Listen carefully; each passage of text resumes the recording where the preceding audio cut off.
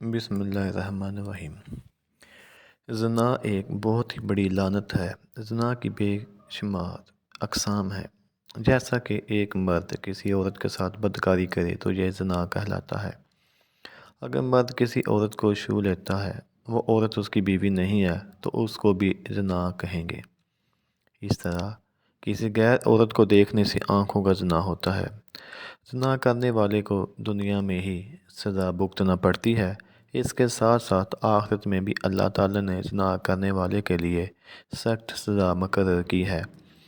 زنا کے بارے میں قرآن اور احادیث کے کیا کیا احکامات ہیں، ہم ان میں سے چند احکامات سے آپ کو آگاہ کرنے والی ہیں۔ کن کن عورتوں پر زنا کی سزا عائد نہیں کی گئی ہے؟ ایسی کون سی عورتیں ہیں جن پر زنا ظاہر بھی ہو جائے لیکن ان پر کوئی شریعت نے سزا لاگو نہیں کی ہے؟ آقا نامدار بدنیت تازہ دو جہاں حضور کریم صلی اللہ علیہ وسلم کا فرمان ہے کہ مسلمان ہوتے ہوئے کوئی بھی زنا نہیں کر سکتا۔ دیکھو، زنا کے پاس ہی نہ جاؤ۔ اگر زنا کرنے والا شادی شدہ ہے تو کھلے میدان میں اس کو پتھر مار کر مار ڈالا جائے۔ اگر کنوارا ہے تو اس کو 100 کوڑے مارے جائیں۔ یہ لعنت آج کل عام دیکھنے کو ملتی ہے کہ بازاروں میں مرد اور عورتیں اکٹھے پھرتے ہیں نظر آتے ہیں۔ اسی طرح کسی کا ہاتھ کسی مرد یا عورت کو لگ جاتا ہے۔ یہ سب کچھ بازار سے جانے کے بعد لڑکی اور لڑکیاں اپنے دوستوں کو بڑے فخر سے بتاتے ہیں کہ ہم نے بازار میں یہ حرکت کی ہے، بلکہ وہ اپنے دوستوں کو بھی ایسا کرنے پر مجبور کر رہے ہوتے ہیں کہ تم بھی اس طرح کے گناہ میں ملوث ہو جاؤ۔ اگر کوئی جوان لڑکا یا لڑکی زنا کرتا ہے تو اس کا گناہ ان زنا کرنے والے ماں باپ اور بھائی کو بھی ملتا ہے کہ انہوں نے ان کی شادی نہیں کی۔ جو ماں باپ اپنی اولاد کی جلد شادی نہیں کرتے ہیں تو ایسے ماں باپ سے قیامت کے دن اللہ تعالیٰ حساب مانگے گا کہ انہوں نے اپنی اولاد کی شادی جلد کیوں نہیں کی ہے۔ اگر وہ اپنی اولاد کی شادی جلد کر دیتے تو شاید وہ اس طرح کے گناہ میں ملوث نہ ہوتے۔ قرآن پاک میں اللہ تعالیٰ کا فرمان ہے کہ پاک دامن لڑکیاں پاک دامن لڑکوں کے لیے ہیں۔ اس سے مراد ہے کہ آپ جس طرح کے ہیں اللہ تعالیٰ آپ کو بیوی بھی اسی طرح کی عطا کرے گا۔ اگر آپ اچھے اور نیک ہیں تو اللہ تعالیٰ آپ کو بیوی بھی نیک عطا کرے گا۔ اگر آپ برے ہیں تو اللہ تعالیٰ آپ کو بیوی بھی آپ جیسی ہی عطا کرے گا۔ زنا ایک ایسی لعنت ہے جس میں انسان گناہگار تو ہو ہی جاتا ہے، لیکن اس کے ساتھ ساتھ انسان بے شمار بیماریوں میں بھی مبتلا ہو جاتا ہے۔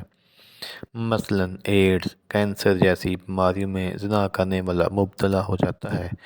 جو انسان برے کاموں میں لگ جاتا ہے تو وہ اللہ تعالیٰ کی عبادت سے دور ہو جاتا ہے۔ زناکار کی سزا اس زناکار کی بہن، بیٹی، ماں یا پھر اس کو کسی رشتہ دار کی صورت میں مل کر ہی رہتی ہے۔ امام شافعی سے مروی ہے کہ زنا ایک ایسا قرض ہے کہ زنا کرنے والے اپنے آپ پر قرض لیتے ہیں جو ان کو ان کی بہن بیٹی کی صورت میں ادا کرنا پڑتا ہے۔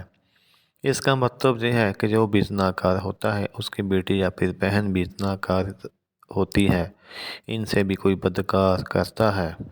زنا ایک بہت ہی کبیرہ گناہ ہے، اس سے خود بھی بچیں اور دوسروں کو بھی اس گناہ سے بچائیں۔ اگر آپ نے اپنی بدکاری کی کہانی کسی بھی دوست کو بتاتے ہیں تو اس کے جی میں بھی ایسی حرکت کرنے کے لیے خیال آئے گا۔ اگر اس نے ایسا کیا تو آپ کو بھی برابر کا گناہ حاصل ہوگا، کیونکہ آپ نے اس کو غلط کام کرنے کی طرف مائل کیا ہے۔ قرآن و حدیث میں زنا کے بارے میں بتایا گیا ہے کہ زنا کے قریب بھی نہ جاؤ، یہ بہت ہی بری لعنت ہے۔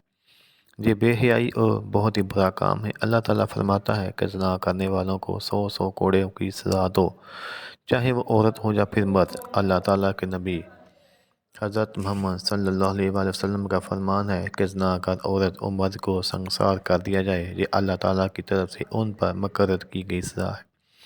مسلمان جب کسی سے زنا کرتا ہے تو وہ دائرہ اسلام سے خارج ہو جاتا ہے۔ آپ صلی اللہ علیہ وسلم سے کس نے پوچھا کہ اے اللہ تعالیٰ کے نبی صلی اللہ علیہ وسلم، سب سے بڑا گناہ کیا ہے؟ آپ صلی اللہ علیہ وسلم نے فرمایا کہ ہمسائے کی بیوی سے زنا کرنا سب سے بڑا گناہ ہے۔ کہ اگر مسلمان عاقل اور بالغ ہو تو وہ بدکاری کرے تو اس سے کسی نے زبردستی نہ کی ہو۔ اللہ تعالیٰ کے آخری نبی حضرت محمد صلی اللہ علیہ وسلم نے فرمایا کہ 3 قسم کے ایسے لوگ ہیں جن پر زنا کی کوئی سزا عائد نہیں ہے۔ ایک وہ انسان جو بالغ تک نہیں پہنچا ہو، دوسرا وہ شخص جو سویا ہوا ہو جب تک وہ جاگ نہ جائے، تیسرا وہ شخص جس کا دماغ درست طریقے سے کام نہ کرتا ہو، یعنی کہ پاگل یا مجنون ہو، اس پر بھی زنا کی کوئی سزا لاگو نہیں ہے۔ نبی اکرم صلی اللہ علیہ وسلم کا فرمان ہے، اللہ تعالیٰ میری امت کی بھول چوک کو معاف کرنے والا ہے، یا پھر میری امت کو کسی گناہ کے لیے مجبور کیا گیا ہو تو اللہ تعالیٰ اس کو بھی معاف فرما دے گا۔ زناکار کے لیے ایک حد مقرر کی گئی ہے کہ جو بھی بدکار ہو اس کو زمین میں سینے تک مٹی میں گاڑ دیا جائے، اس پر پتھروں کی برسات کی جائے، اس کو اس وقت تک پتھر مارتے رہیں جب تک وہ مر نہ جائے۔ اللہ تعالیٰ کا ارشاد ہے کہ جب ایسا کیا جائے تو وہاں ایک ایمان والوں کی جماعت بھی ہونی چاہیے۔ یہ سزا دونوں مرد اور عورتوں کے لیے برابر مقرر کی گئی ہے۔ جب یہ سزا کسی عورت کو دی جائے تو اس کے کپڑوں کو باندھ دیا جائے تاکہ وہ بے پردہ نہ ہو جائے۔ یہ سب اس لیے کیا جائے کہ عورت کا پردہ قائم و دائم رہے۔ دین اسلام عصمت و عفت کو بہت ہی اہمیت دیتا ہے، اس کی حفاظت کو ہر چیز سے اہم قرار دیتا ہے۔ حدیث میں ہے کہ شان اسلام کے معاشرے میں بہت ہی بدترین جرم مانا جاتا ہے۔ اس جرم کو مسلمان کے لیے سخت ترین سزا ہے۔ سورہ بنی اسرائیل میں آتا ہے، اور زنا کے قریب مت جاؤ، بلا شبہ وہ بے حیائی اور برا راستہ ہے۔ قرآن پاک کی اس آیت مبارکہ میں زنا کرنے سے سختی سے روکا گیا ہے، بلکہ زنا کے پاس جانے سے بھی سختی سے منع کیا گیا ہے۔ حضرت عبداللہ مسعود رضی اللہ تعالیٰ عنہ سے مروی ہے کہ میں نے ایک دفعہ آقا دو جہاں صلی اللہ علیہ وسلم سے دریافت کیا، یا رسول اللہ صلی اللہ علیہ وسلم، دنیا میں سب سے بڑا گناہ کون سا ہے؟ آپ صلی اللہ علیہ وسلم نے فرمایا کہ تم اللہ تعالیٰ کے علاوہ کسی اور کو اپنا خدا مانو، یعنی کہ شرک کرو۔ میں نے دریافت کیا، یا رسول اللہ صلی اللہ علیہ وسلم، اس کے بعد کون سا برا گناہ ہے، کون سا بڑا گناہ ہے؟ آپ صلی اللہ علیہ وسلم نے فرمایا کہ تم اس ڈر سے اپنی اولاد کو ختم کر دو کہ تمہارے پاس اس کو کھلانے کے لیے کچھ نہیں ہے، بلکہ انسان کو رزق دینے کی ذمہ داری تو اللہ تعالیٰ نے خود لی ہے۔ اس کے بعد میں نے پوچھا کہ یا رسول اللہ صلی اللہ علیہ وسلم، اس کے بعد کون سا بڑا گناہ ہے؟ آپ صلی اللہ علیہ وسلم نے فرمایا کہ اس کے بعد بڑا گناہ یہ ہے کہ تم اپنے محلے میں کسی دوسرے مرد کی بیوی کے ساتھ بدکاری کرو۔